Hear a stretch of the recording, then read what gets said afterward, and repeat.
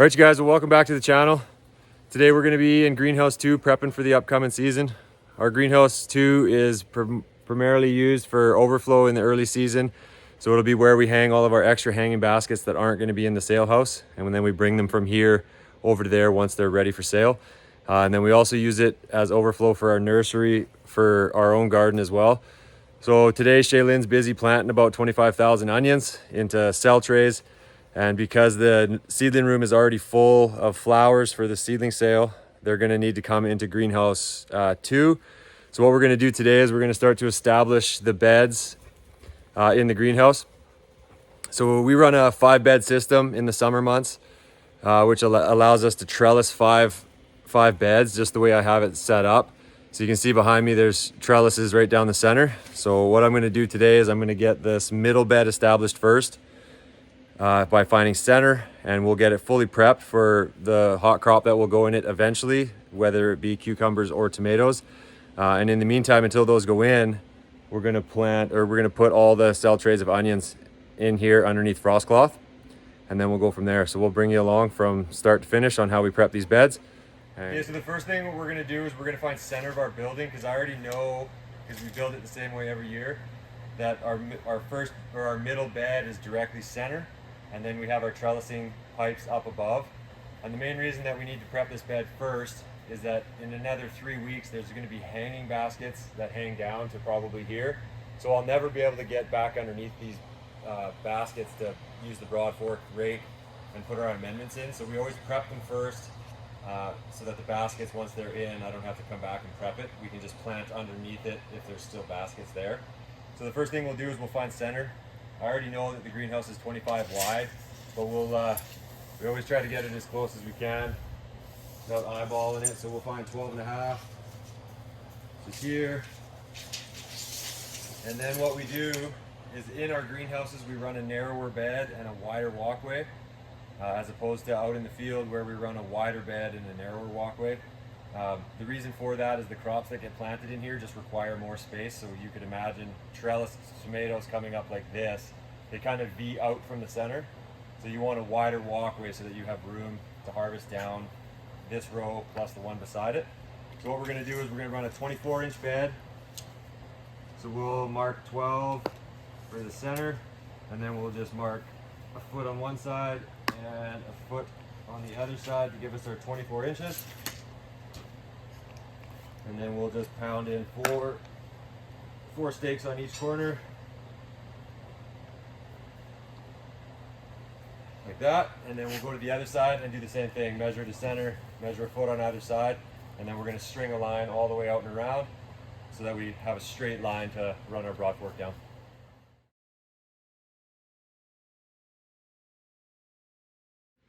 Okay, so you can see what I'm meaning by trellising here. We got our 2 rows of trellis. And then we just want to make this bed center of that. And then when we plant in the middle, what you'll do is you'll, like if tomatoes are here, for example, you'll run one tomato to this trellis, and then the next tomato will go to that trellis, and you'll create a V pattern. So the goal is to get each one of these beds centered. So there'll be one here, be another one here. And then on the end beds, it's just a single trellis, just because there's not enough room. So we usually run our cucumbers on the sides, or trellised beans later in the year. So you kind of get the idea. So what we'll do now is we'll come down through the center, and we will use the broad fork and broad fork it just to loosen up all the soil. And then we will put amendments, compost, and then rake it in. So we'll show you what that looks like.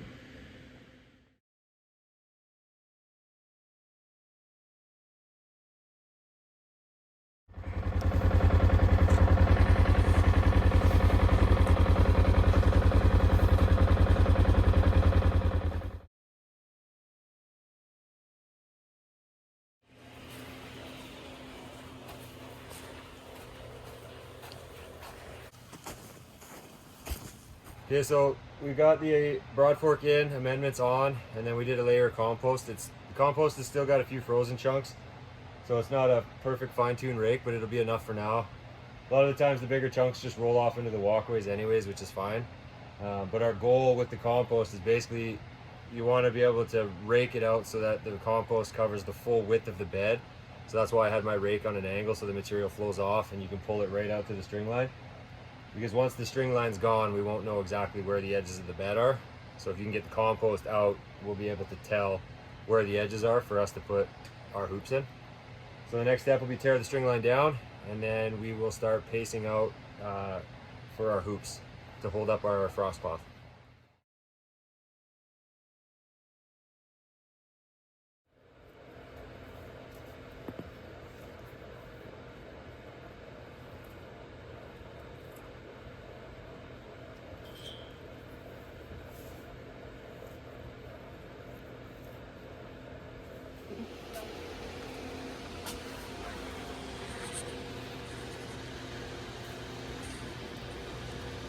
Okay, so the next piece that we're going to lay out here is the frost blanket. So you can get this in multiple different thicknesses, but what it is it's basically just a woven covering. You could use it for bugs too, but we have a different product for bugs. So anytime that we know that the temperatures are going to drop early spring, late fall, we'll cover all the crops with this, because what it'll do is it'll actually maintain a higher temperature underneath than the ambient temperature outside. So if it's 0 outside, every layer of frost cloth will do between 2 and 4 degrees warmer underneath. So because we're not firing this greenhouse up for heat yet until, 3 more weeks when the baskets come, we're going to cover this so that the onions stay warm throughout the night. And then once we start heating this greenhouse, because we'll have baskets and other plants in here, then the frost cloth will come off. So this is just a preventative measure until we actually start heating this greenhouse. Okay, well that's it for now. We're gonna leave this just laid out to the side. We'll wait to cover it until we actually have the trays of onions in here.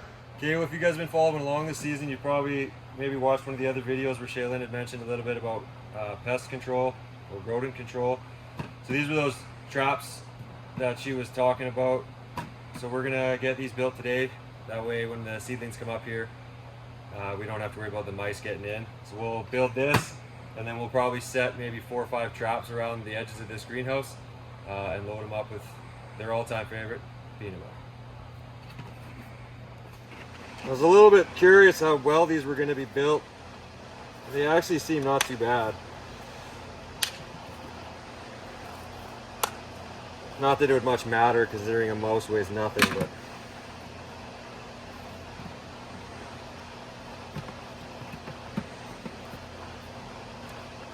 as soon as I say that, it's going to break, hey? Yeah.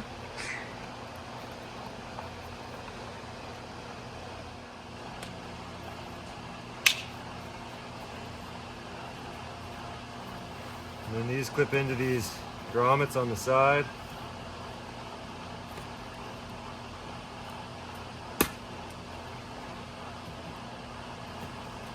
Oh yeah.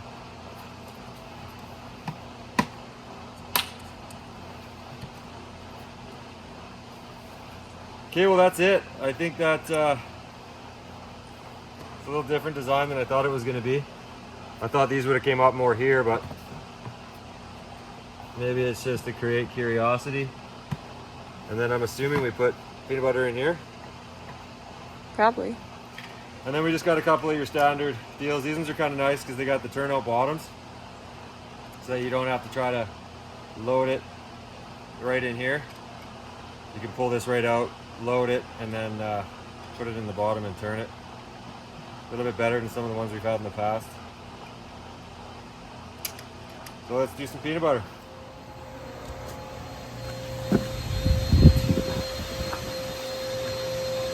Okay, well we just made it into the nursery here, and it turns out Shaylin's still got petunias to do. Today's a big petunia day. I think you got how many trays 30? to do? 30 trays of petunias, which is our second and last succession of petunias. We already got a bunch out on the nursery tables here, just waiting to size up. So we're gonna jump in, help her get the petunias done, and then I'll run you guys through what onions we're growing for this season, and we'll get those potted up or planted and then taken up to the greenhouse too.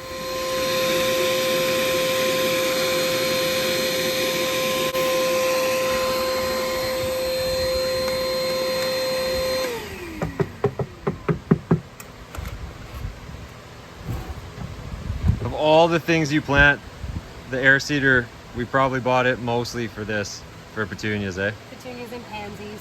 Just because why? The size of seed? Yeah, to do them by hand is like, these are pelleted, so they're big enough you could do them by hand, but unpelleted petunias are like a pinprick in size. They're just so, you'd get 7 in a cell. And the nice thing about this is that what Shaylin will actually try to do is on her scheduling, is that she'll actually try to set it so that she's doing all the same size seeds or I should say the same size cell trays on the same day, so that she doesn't have to change the plate multiple times. There is days where we have to do that, but if she knows that she's doing petunias, she'll also do things that are also in 200s, or sorry, 128s. These are 200. Are they? Yeah, okay, so on 200s the same day. That way she's not changing plates 3 to 4 times a day, because it does take up a bit of time. She can just crank through the trays and get a lot done. We've already done, well, all those on the ground there. So she's seeding, I'm topping them up with dirt once they're done, and then Zoe's taking them over, stacking them up, we'll water them, and then they'll go into the seedling room. So one thing we have noticed with this air seeder is that it's crucial that when you stack your plates, especially in our nursery because it's very dusty, it's all dirt floors, is that if you leave the plate flat, you can get dust in there, and then those holes will fill with dust, and then when you go to turn the vacuum on, it won't suck anything through, so the seeds won't stick. So they do come with feeler gauge sort of setup where you can, like for cleaning out a torch, oxyacetylene torch end, it comes with one of those for the right sizes for all your trays, so that you can actually go in and clean them all out. So what we found is that it's pretty important to stack them vertically so this dust doesn't build up in them. And so far that's really the only thing, eh, Shaylin, that you found with the seeder?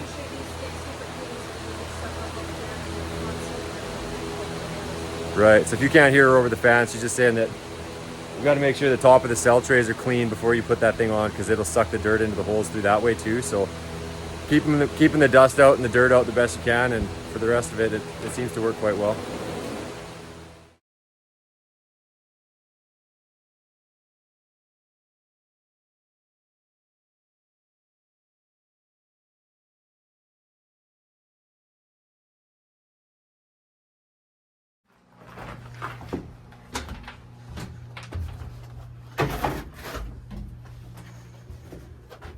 All right, so we're back out in the nursery. We're starting to get a go on the onions here. We're gonna start with our green onions.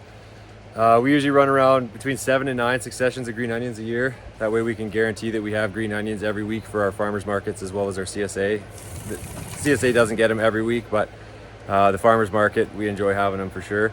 So what we're actually gonna be doing with our green onions is that we plant them in 72 cell trays. We do 5 seeds per cell, 5 to 6. And then we'll plant them out as transplants. We've direct seeded them in the past, and that does work. We use just a roller seeder to do that, but we've just found that it's easier if you plant them more like a plug, because then when you go to harvest, you pull it out and you got 6 already ready to go, so that you can bunch them. So we just pull 2, bunch them together right out in the field, and then bring them back and wash them. It's easier than picking 1 or 2 at a time. So our first succession of green onions is going to be red Baron.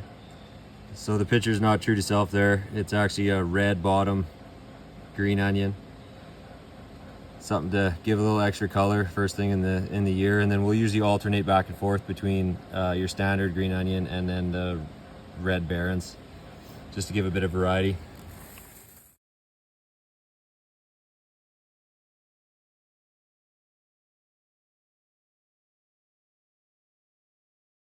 So all of our onions are going to be the same as our green onions. The only variant is that instead of putting 5 to 7 in a cell, we'll put 3. And what we'll do is we'll actually allow 3 onions to grow in one plug, and they almost grow in like a little cluster. That way you can triple the amount that you get per bed, and they don't seem to get in each other's way. And then we like to harvest spring onions. So the same thing, you pull 1 bunch and it's 3 onions, you band it straight to market. So it's just another quick efficiency that we find seems to help. And then for varieties, we're doing the Catskill onion hybrid. That'll be a yellow, I believe. We got your standard Walla Wallas sweet onion. And then we're just doing a red spring onion. And for shallots, we're doing the Ambition. They did quite well for us last year. They actually sized up quite big, probably like 2 inches across, which I was surprised. I'm not sure if we just left them a little too long, but the quality was good and they sized up quite nicely. So those are the varieties that we'll be planting here. Okay, so I just found a bit of a better technique. I've always, when sifting dirt, filled this tray up and then done it above the tray and kind of overfilled it into the center. So what I've just found works a little bit better, and it's actually quite a bit faster, is to just sift that tray right on top. So still put this one at the bottom, put this one right on top, and then just maintain contact the whole time. And it actually, because you're maintaining pressure between the two, it's almost like it's packing it in as you sift it. And then you can kind of work the corners back and forth just like that. And then I find that it almost ends up with a cleaner product. You don't even need to sweep it off. And I did check underneath and all the plugs in the corners are all full. So I think moving forward, that's going to be the way we do it. Still learning new things.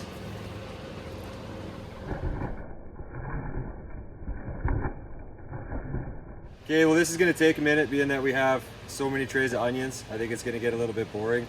So why don't we jump over and I'll show you what it's going to look like quickly in the garden on our spreadsheet and kind of what this year is going to look like for space wise. And then we can jump back once we're done and we'll take everything up to greenhouse 2.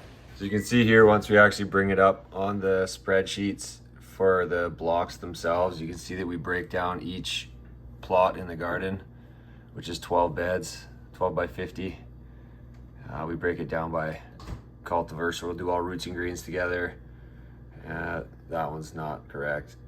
Roots and greens, brassicas, roots and greens, and then we just rotate through each year.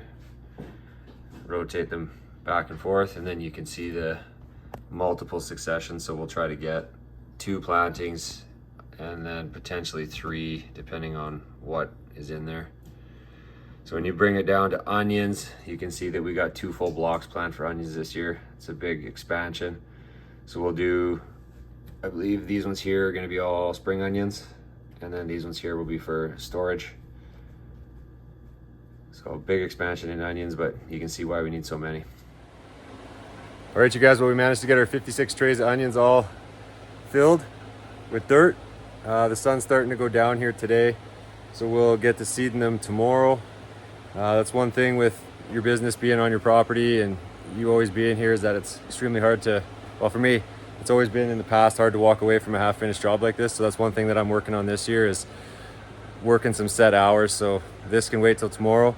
If it was super sunny, I wouldn't usually recommend pre-filling your dirt trays because they'll dry out by the next day. But being that it's still early spring, I'm pretty confident that these will maintain their moisture. So we'll let these sit overnight and then we will get back to seed in the nursery here. And we are jumping right back into these onions. We are starting with our red spring onions, which I'm very happy that they are a pelleted seed. So you can see here, they are a nice size, easy to seed, nice and fast. So me and Shaylin are just having a little seed off here.